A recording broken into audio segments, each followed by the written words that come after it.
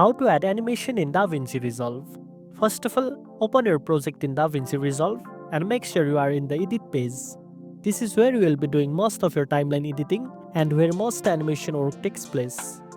Select the clip or text you want to animate and then click on the inspector panel in the top right.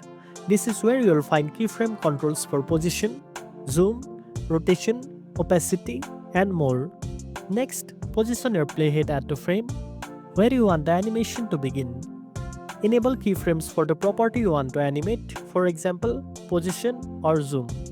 Then, move the playhead to where the animation should end and change the property value. DaVinci Resolve will automatically create an animation between those 2 points. If you want a smoother or more advanced animation, go to the Fusion page.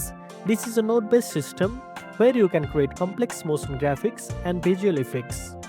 Add a node for your media, then connect it to transform or text nodes. Use keyframes on those nodes to animate properties like scale, rotation, and movement with much finer control.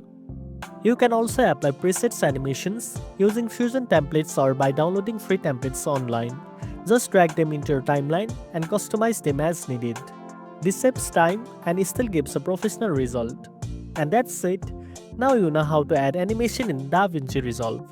If you found this video helpful, don't forget to like, share, and subscribe for more tech tips. Thanks for watching, and I'll see you in the next one.